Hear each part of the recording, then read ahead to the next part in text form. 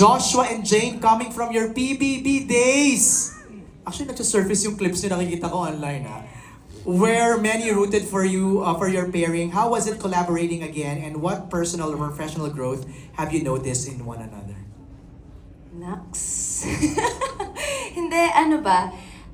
This isn't the first time naman nagka-work kami after PBB, pero it's been a while. First time in a long time. Ito yung first na mahaba natin. Yes, together, right? yes. Kasi dun sa nakaraan yung sa movie, medyo bitin ako eh. Nabitin ako. Nakadalawang araw lang ako doon. Hindi, meron na tayong una. Ano Na yun? saan ka na kailangan kita. O sige na nga. After After that. ng mahabang panahon, nagkaroon tayo ng Yes. sarili buhay. Ito ulit yung parang... So maraming salamat sa pagpapaunlak. Uy, wala kayo sa PBB house ha. Pero sarap na kwentuhan niya, nakikinig lang kami. Go ahead. But me, masaya ako na si Jane ay kasama ko dito. Alam mo yun, kasi nakakatuwa din na ma-reunite ka dun sa mga dating ka-housemate mo, di ba, sa Tama. BBB. And then, sobrang comfortable na sa isa't isa. I don't know why. Bakit nga ba? Eh kasi, marami nang pinagdaanan. Parang si Lara Jean at si Saya. Teo. Marami na silang So, pinagdaanan. parang masasabi ko, perfect din yung character natin. Oo. No? Yeah.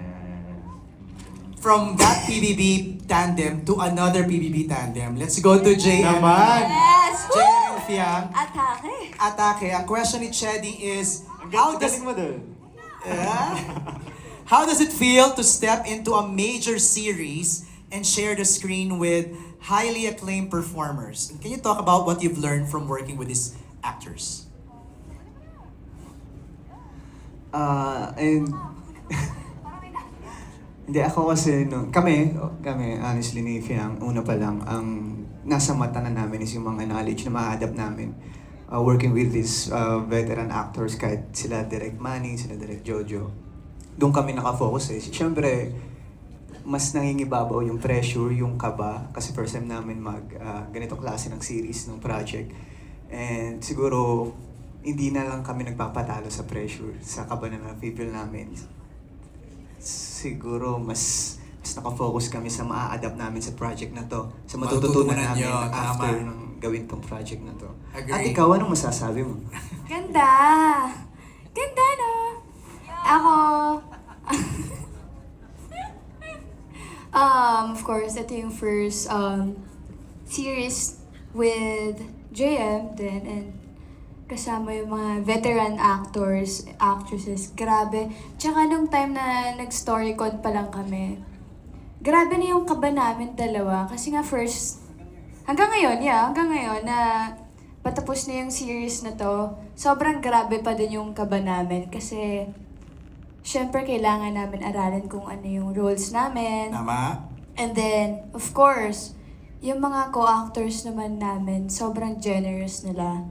And pagka kunwari nahihirapan ka din talaga sa eksena mo, pagka nadidrain ka na, very generous lahat ng mga kasama namin dito. Oo, parang sponge ka lang dyan. Absorb ka lang ng absorb. Yes! Because Fiang, JM, you're working with Dina Bonnevie, Yes! Michael De Mesa, Hi, Mom! Hi, Erby Dad! Quizon, and Aramina. Grabe. Let's hear from them. Nako, Ivana, ang next question is for you from Glitz PH. Rate Joshua Garcia's kiss from 1 to 10. 10. Ay, di pa tapos yung question. Sorry.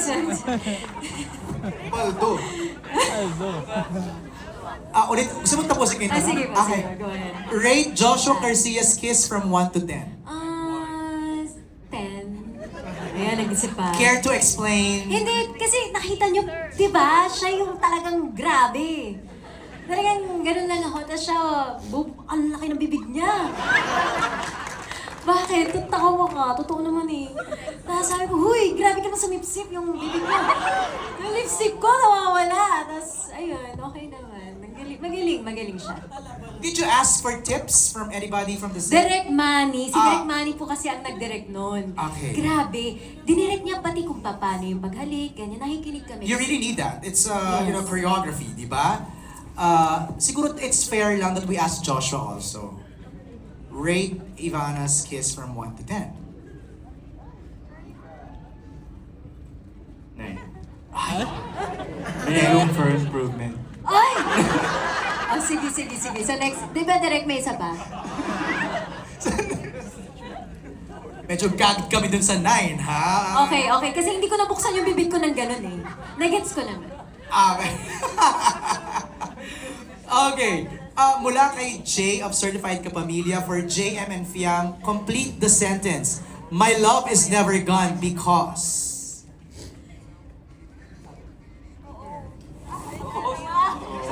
JM and Fiang, complete the sentence. My love is My never love gone is because... never gone because of you.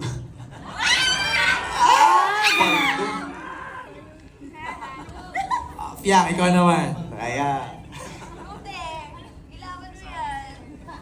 Love is never gone because of... Ooh! You! Oh. Of us! Of yeah, us. So when you say us, meaning... Ha? the whole cast. Whole cast, oo. Kasi love na love namin yung whole cast. Okay, sige na nga, Fiang.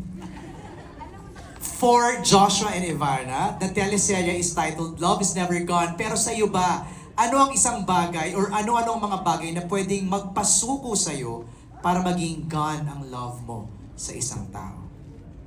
Anong isusubok? No. Suko! Suko. Sorry, mali ako narinig. Grabe! Kaya sabi ko, ano yung tanong? Sorry pa, ulit yan ang tanong.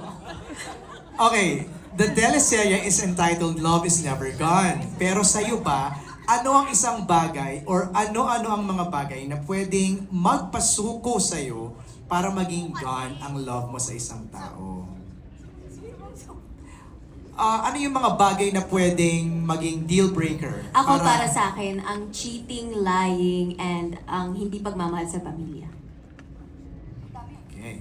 Okay. Yeah. Pasok naman yun kasi sabi ko ano-anong mga bagay. So tatlong na rundown ni Ivana. You portrayed the husband of Ivana's character. So far, how would you describe your dynamics with her? And do you also have intimate scenes together? Intimate scenes. I think you've probably seen it sa teaser. Paldo. It's Paldo. been, it's very different this time kasi the first time we worked together, we were playing as somehow siblings, something like that, friends, siblings. Pero this time, we're playing as lovers. So, ayun, it was a challenge din kasi we look at each other as friends pero pagdating sa lovers, it was a bit of a challenge nung una. So we had to break the ice while we shot Love Is Never Gone. But So how did you break the ice? with the help ni Direk Manny, he helped us break the ice with the scenes. They were not easy scenes, I would say, pero ayun, they were good scenes overall, and I think it was needed for us to break the ice. Right. Not to spoil muna. Kasi malamang upcoming pa yung mga scenes na yan direct, di ba?